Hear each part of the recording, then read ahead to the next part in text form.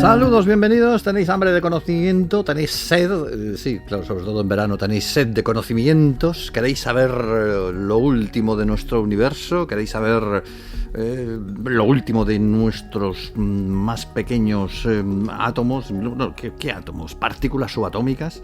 ¿Queréis saber lo último de cómo funciona este planeta y cómo funciona el cosmos? Bueno, lo último no sé si os lo podemos contar, pero lo más aproximadamente cerca de lo último sí, porque este programa se llama Átomos y Bits y aquí hablamos cada semana de ciencia y de tecnología, con las últimas informaciones, las últimas investigaciones y lo último de lo último. En este programa contamos con la realización técnica de Paco Minayo, contamos con toda la información que nos trae José Manuel Nieves y contamos desde el micrófono con el saludo de Pedro Pablo May.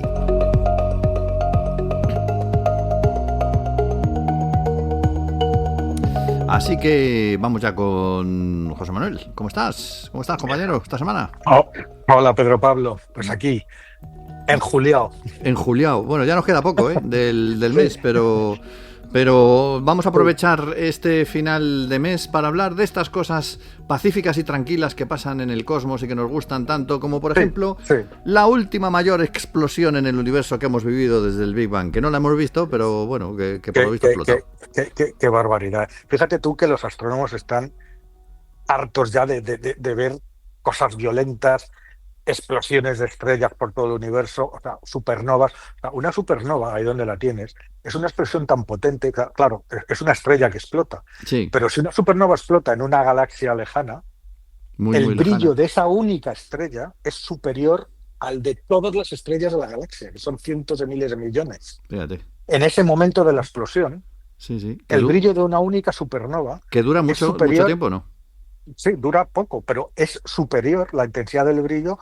O sea, que tú hay incluso galaxias que se descubren porque de repente se ve una supernova y dicen, anda, aquí hay una galaxia que no se había visto. Alguien encendió la luz y lo hemos visto. Bueno, pues fíjate, pues también fusiones de galaxias que se juntan y forman unos carajales tremendos. Imagínate todas esas nubes de gas juntándose, dando lugar, todo agitándose y dando lugar a la formación violenta de miles y miles de millones de estrellas, todas al mismo tiempo. Bueno, pues ven agujeros negros chocando que producen esas ondas gravitacionales que desde 2015 somos capaces de ver, que son como mazazos en el tejido del espacio-tiempo, como si fuera el golpe que le das a un tambor con un mazo y todo el espacio-tiempo vibrando, ¿no? Hemos captado esas vibraciones de esas colisiones entre agujeros negros tan gordas, ¿no? Pero lo que acaban de ver ahora,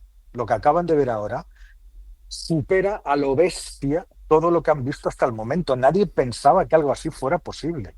Y lo que han visto es una explosión que solo está superada por el Big Bang.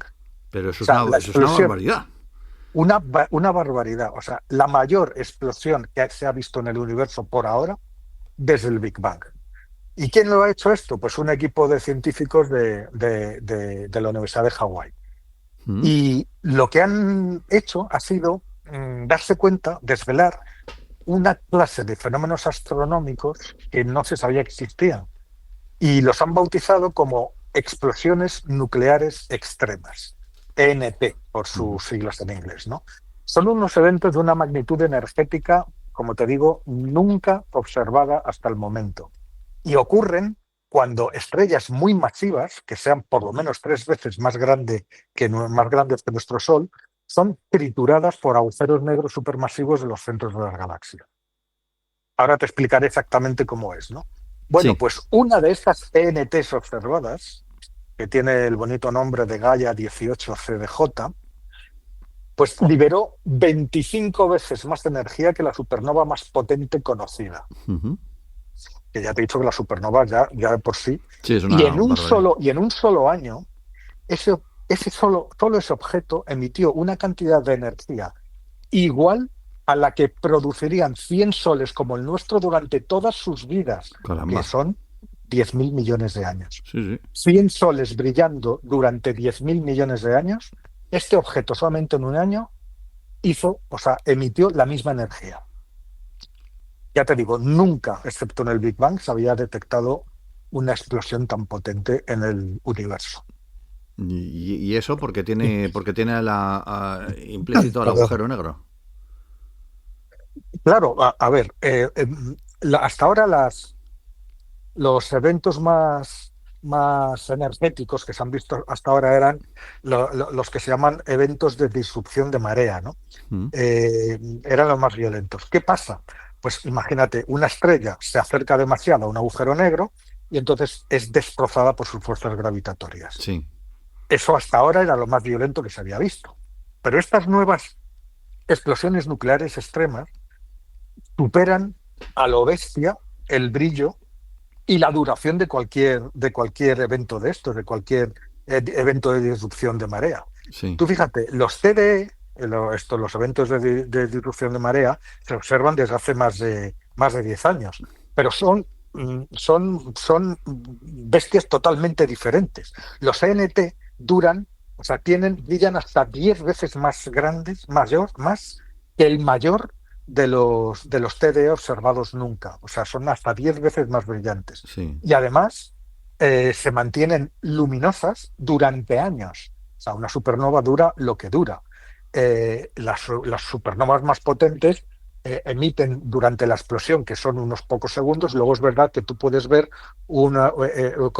como una nube de energía que se expande. Todavía vemos huellas de supernovas que fueron hace miles de años, pero nada, o sea, no están emitiendo esa cantidad de energía durante mucho tiempo, sino que es puntual. sí, Bueno, es pues como una como NT la la onda emite expansiva, más o menos. durante años enteros, ¿no? A ver, ¿qué es lo que provoca estas explosiones nucleares tan extremas? Sí, A ver, como te he dicho antes, lo primero que se necesita es una estrella que sea por lo menos 3 veces más grande que el Sol. Y además que esa estrella pues sea lo más imprudente que te puedes imaginar y que pase lo suficientemente cerca de un agujero negro como para que ésta la agarre y la destroce. ¿Vale? Cuando eso pasa, la atracción del agujero negro, ¿qué es lo que hace? Estira la estrella, como si fuera una especie de chicle. sí. Es un proceso que se llama espaguetización y que cualquier objeto que se acerque demasiado a un agujero negro sufre, incluido un ser humano.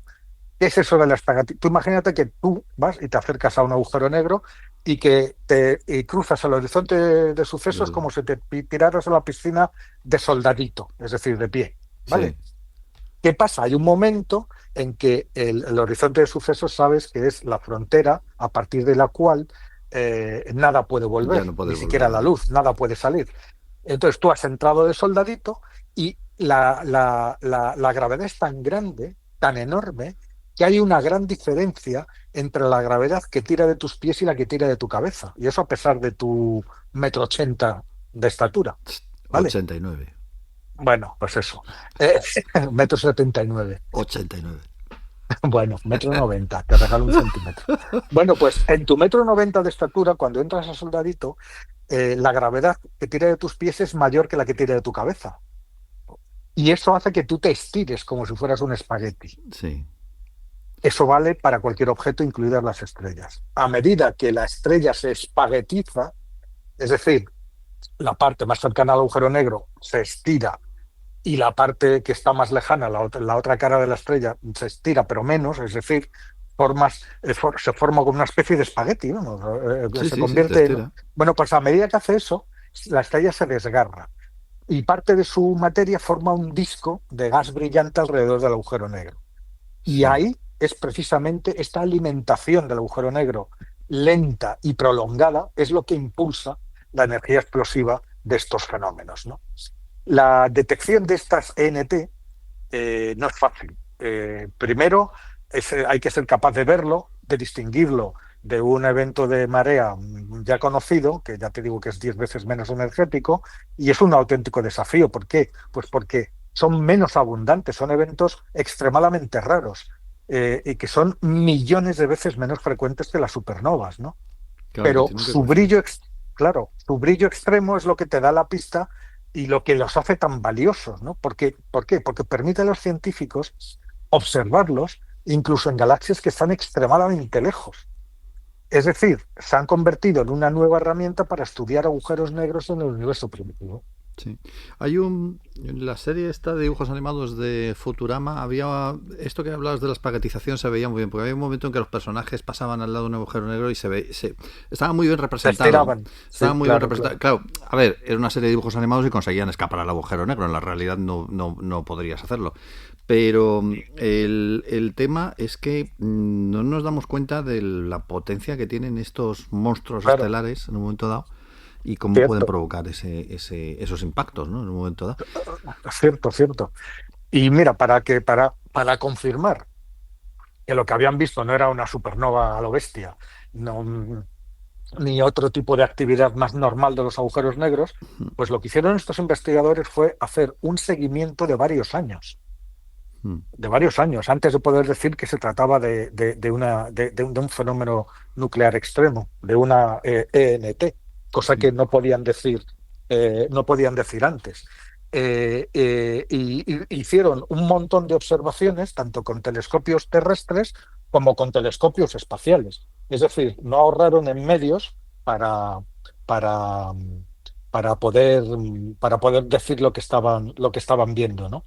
Y tenían que ver que durante un tiempo muy largo, de años, los NT seguían emitiendo el mismo tipo de brillo, es decir, que no se quedaban en nada como otros fenómenos, ¿no? Sí. Y que no eran, por lo tanto, fenómenos de acreción tradicionales.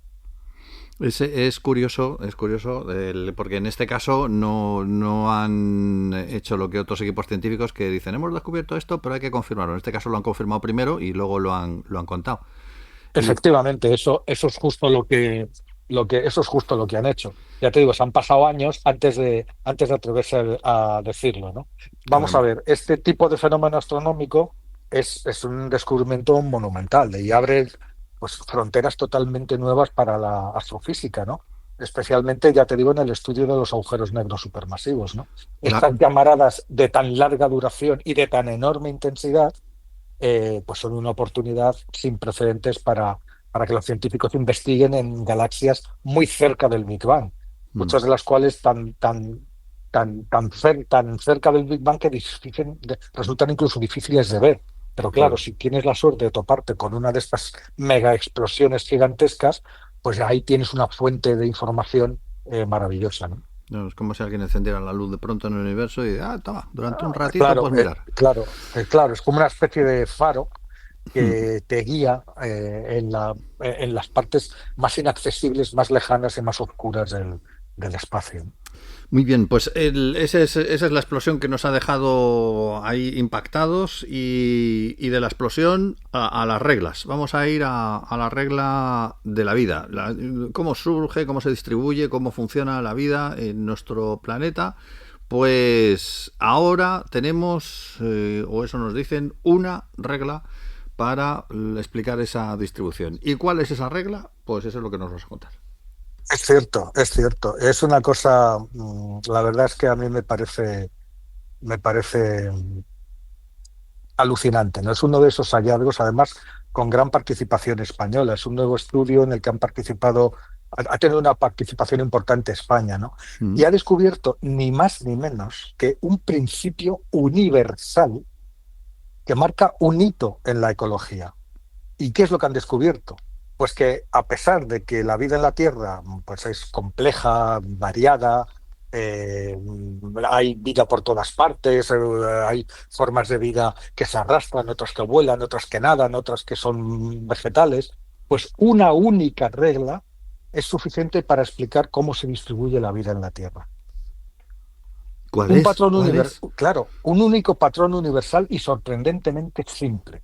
Y esto lo ha descubierto, como te digo, un equipo de científicos liderado por una universidad sueca, la de UMEA, y España ha participado muy activamente con científicos de la Estación Biológica de Doñana, CSIC, y de la Universidad Rey Juan Carlos. Vamos a ver, eh, vamos a ver. ¿Tú te has preguntado alguna vez por qué hay especies que viven en unos sitios y no en otros? O, a ver, ¿por qué hay osos polares en el Ártico y canguros en Australia, pero no al revés? Pues no, la verdad que no. Pues, Los bueno, viven pues allí fíjate, y no. fíjate, fíjate qué tontería, ¿no? Pues a primera vista, la forma en que se distribuye la vida en la Tierra puede parecer caótica, ¿no? o como mínimo una maraña complicada de una mezcla de factores climáticos, geográficos, geológicos o incluso históricos, ¿no? Hay especies que pasan de un lado a otro, pues a bordo de las naves de los comerciantes o de los aviones, ¿no? Mm. Bueno, pues este estudio ha revelado la existencia de esta regla única y sencilla y universal que resulta que gobierna desde las selvas a los océanos cómo se organiza toda la vida en el planeta. Y este hallazgo no solamente va a ayudar a entender mucho mejor la biodiversidad en la Tierra, sino que se va a convertir, y lo vas a ver enseguida, en una herramienta valiosísima para predecir cómo van a responder los ecosistemas a los drásticos cambios ambientales que están experimentando en la actualidad. Pero Sí. vamos allá con el patrón. Es un patrón podríamos llamarlo de puntos calientes. Esta regla se repite en todos los rincones del planeta, ya sea tierra, mar o aire. Y Sí. es la siguiente. La mayoría de las especies se agrupan en pequeñas áreas que funcionan como puntos calientes de biodiversidad. Y a partir de esos núcleos iniciales se van dispersando y radiando gradualmente hacia las zonas circundantes, pero con una particularidad. A medida que se alejan de los puntos calientes, la cantidad de especies capaces de sobrevivir disminuye. Es como si esos puntos calientes fueran el corazón de la biodiversidad de una bioregión y bombearan su vida hacia afuera. Y al hacerlo, esas formas de vida van siendo cada vez menos numerosas. O sea, ¿Vale? como si naciera cada especie en un punto concreto de la Tierra y No, de ahí irradiara. no, como si hubiera puntos de la Tierra especialmente adecuados para que haya un montón de especies y luego esas especies van expandiéndose, irradiándose, pero claro, a medida que se irradian, a medida que se va haciendo más grande la zona, hay un montón de especies que ya se encuentran con condiciones que no pueden ocupar, Ajá. con lo cual esas ya no van, ya cada vez hay menos, ¿vale? Ya. A ver, es una forma, mira, por ejemplo, es como un área central donde vive la mayoría de las especies. Y desde ese núcleo se expanden las especies hacia las áreas de alrededor, pero solamente un número cierto, un subconjunto de ellas logra persistir. Por lo Ya. tanto, esos núcleos son los que proporcionan las condiciones óptimas para la supervivencia de especies y de la biodiversidad de regiones mucho más grandes, porque la irradian hacia afuera. Tú imagínate un ejemplo, un oasis en medio del desierto, ¿vale? Sí. El oasis tiene agua, vegetación, y ese podríamos considerarlo como un punto caliente. En el oasis hay gran variedad de formas de vida, hay plantas de muchos tipos, hay flores, hay palmeras, hay insectos, hay pequeños mamíferos, hay anfibios, pero a medida que nos vamos alejando del oasis, en círculo, nos vamos expandiendo, pues el entorno pues, se vuelve más seco y más árido, y las condiciones cada vez más difíciles. Y Mm. solamente unas pocas especies, las más resistentes y las que mejor se pueden adaptar al calor y al desierto, son capaces de sobrevivir más allá de los límites del oasis. La Ya. mayoría no consigue prosperar en esas condiciones extremas. Pero si tú quieres salvaguardar toda la región, lo que tienes que hacer es proteger el oasis, el punto caliente, que es de donde irradia todo, Mm. no protegerlo todo. Ya, ya te entiendo ya. Bueno, pues eso mismo, a una escala mucho mayor, es lo que han visto los científicos. Pero eso es como la Eh, historieta del jardín del Edén, como que todo sale del mismo sitio. Exactamente, es decir, hay pequeños puntos, pequeños focos que tienen un papel ecológico desproporcionado, que están en áreas muy pequeñas, pero que tienen influencia en áreas muy grandes. Ujú. A ver, estos puntos ocupan una mínima porción de su territorio, pero son fundamentales para mantener la biodiversidad de regiones enteras. Por eso salvaguardar esas zonas centrales, esos puntos, es esencial, ya que representan, o sea, se tienen que convertir en una prioridad crítica en todas las estrategias de conservación. Ya. Claro, imagínate eso aplicado a nuestro mundo, donde la pérdida de biodiversidad es una preocupación bestial. Bueno, pues ser capaces de identificar y de proteger esos puntos calientes, pues es una estrategia que va a ser clave para asegurar la supervivencia de incontables especies. ¿Y hemos identificado alguno de esos puntos? Muchos, en muchos sitios, era tan evidente, lo teníamos tan delante que nadie se había dado cuenta. Ujú. Claro, o sea, es que es una de las cosas más sorprendentes, que es el carácter universal de esta regla. Los científicos, antes de poder afirmar que esta regla existe, hicieron todo tipo de pruebas. Pues analizaron bioregiones, que son regiones muy amplias donde se estudia la biodiversidad en todo el mundo, y examinaron cientos de especies de forma de vida muy distintas: anfibios, aves, libélulas, mamíferos, rayas marinas, reptiles e incluso árboles. Sí. Claro, todos estos tipos de criaturas tienen estrategias de vida muy distintas. Unas vuelan, otras arrastran, otras nadan y otras se arraigan, como los árboles. Ujú. Y además están sujetas a los cambios ambientales e históricos de cada región. Así que los investigadores esperaban que la distribución de las especies fuera muy variable.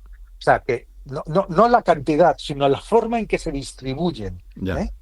En la regla de distribución. Y resulta que no fue así.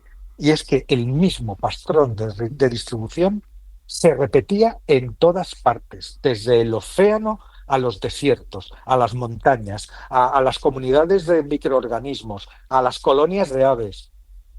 Esto es un proceso general que ya conocido, que se llama el filtrado ambiental. Y desde hace mucho tiempo ha sido un principio teórico, que los ecólogos estudiaban para explicar la distribución de las especies en la Tierra, ¿no? Sí. Es decir, si lo ves, parece de perogrullo. Solo las especies cuyas características permiten tolerar las condiciones ambientales de un sitio determinado pueden establecerse y vivir allí. Entonces, Eso está, eso, en el ejemplo este que estabas poniendo al principio, o sea, los canguros hay que protegerlos en Oceanía, porque son de allí. Y, Claro, claro, y- pero no en Oceanía, en puntos muy pequeños. Mira, imagínate una montaña. mm, En la base de la montaña, donde el clima es más templado, hay más recursos, pues hay una gran diversidad de especies, ¿no? sí, A medida que subimos, la temperatura disminuye, el oxígeno también disminuye, la disponibilidad de oxígeno cambia, los vientos son más fuertes, las condiciones empeoran y solo las especies que se pueden ir adaptando a esas condiciones, como algunas plantas alpinas o mamíferos de montaña con pelajes muy gruesos, solo esas sobreviven. sí. Las demás especies serán filtradas por el ambiente a medida que seguimos subiendo. Y en la cima de la montaña solamente estarán las que han conseguido adaptarse a eso. Eso O es. sea, es un filtrado ambiental que moldea la distribución de la vida. Sí, sí. Claro, es un mecanismo organizador universal y eso evidentemente tiene profundas implicaciones para la forma en que comprendemos la vida en la Tierra. O sea, a ver, esto lo que sugiere es que la vida en nuestro planeta hasta cierto punto puede ser predecible y Ujú. que si somos capaces de ir identificando estos puntos calientes, tendremos la llave de la biodiversidad de regiones, países, continentes enteros. Vale, para poder cuidarla y para poder evitar que perdamos Claro, tantas porque especies. si somos capaces de predecir dónde se va a concentrar la biodiversidad y cómo se van a dispersar después las especies, también podremos diseñar estrategias de conservación mucho más efectivas. Y en vez de intentar protegerlo todo, que es lo que se hace ahora, podríamos centrarnos en proteger solamente, especialmente estos puntos calientes y sus rutas de dispersión, que podemos calcular previamente, con lo cual aseguraríamos la supervivencia de ecosistemas enteros, Sí, cambiando esta estrategia de conservación nada más. Fíjate lo importante que es, ¿no? sí, sí. Este es un descubrimiento de esos de premio Nobel en un momento dado. Ya te digo, o sea, cambia la ecología, ha cambiado, es una revolución. Y es una cosa que si tú lo piensas, dices, pues claro, cómo va a vivir un oso polar en África? El oso polar está adaptado al polo, pero Claro, bueno, pero más allá de eso, está adaptado al polo, sí, pero ha seguido esta regla. O sea, procede de un punto caliente a partir del cual se ha diversificado. Y el oso polar ha tenido la suerte de poder ya adaptarse a las condiciones más extremas y probablemente más lejanas de ese punto original, de origen de la biodiversidad. sí. Pero si tú proteges ese punto original, en el fondo estás protegiendo todas las formas de vida de ese punto y las que van a existir después adaptándose a condiciones cada vez peores, incluido el oso polar. Claro, todas las que derivan del asunto. Claro, o sea, o sea, el alcance de este hallazgo es impresionante. Y a mí lo que más me ha sorprendido es lo simple que es, lo sencillo que es, ¿no? Fíjate, además, entender estos patrones nos puede ayudar a otra cosa, a saber cómo la vida se ha ido diversificando a través de la historia de la Tierra. Claro, tú analizas la distribución actual de especies, aplicas ingeniería inversa a la regla y puedes darte cuenta, puedes inferir procesos evolutivos pasados de los que no tenías ni idea y entender cómo esas especies han podido colonizar o adaptarse a los hábitats que ocupan ahora, ¿no? Claro, ¿y de dónde venía Y tal o cual especie y claro, originalmente? y todavía más importante, que es a lo que vamos, este estudio ofrece ideas totalmente nuevas sobre cómo los ecosistemas pueden reaccionar a los cambios ambientales de la actualidad, que son enormes. Mm. El cambio climático, la destrucción de hábitats, la contaminación, son amenazas que están alterando las condiciones ambientales a una velocidad que no tiene precedentes. Pero si entendemos cómo este filtrado ambiental dicta la distribución de las especies, entonces seremos capaces de predecir mejor qué especies serán más vulnerables, no ahora, que estamos viendo cómo desaparecen, sino en el futuro, Mm. e intentar remediarlo. Y cuáles, sin embargo, van a poder adaptarse o desplazarse en fin. Sí, No sobrevivir de resulta, alguna manera. claro, no resulta exagerado que este enfoque, que es totalmente innovador, marca un hito en la ecología global. La verdad que sí. Es Marca todo un hito. es un Y, tema muy y interesante. este principio fundamental que se aplica a todo bicho viviente, nunca mejor dicho, una regla simple que se ha convertido en una herramienta poderosísima y que a partir de ahora nos va a ayudar a entender y esperemos que a proteger mucho mejor la biodiversidad del planeta. Sí, que además es uno de los grandes problemas de la ecología ahora mismo, que es la protección de esa biodiversidad y que muchas veces actúan los Claro, científicos pero como pueden si dando haces, palos de ciego. si haces hincapié en estos puntos calientes, resulta que con un menor esfuerzo económico, de personal, de recursos, etcétera, consigues un efecto mucho mayor. Pues ahí queda esa idea. Que protegiendo todo. Es impresionante. Me Ahí, ha impresionado. sí, sí, ahí queda esa idea y ojalá que sepamos aprovecharla y no dejarla al lado simplemente como otras grandes ideas que hay a veces que dices, madre mía, con lo que se podría hacer. Pero bueno, esta idea es muy buena, una regla importante y que puede servir para eso que siempre se dice en los eslóganes, salvemos el planeta. No. Para que luego nos digan que para qué sirve la ciencia. Te puedes creer que esa pregunta me la han hecho tantas veces que yo digo, pero vamos a ver, ¿tú has estudiado? ¿Qué? Porque es que es increíble cómo puede haber gente todavía que se esté planteando para qué sirve la ciencia. Para todo, para todo. Bueno. Para todo.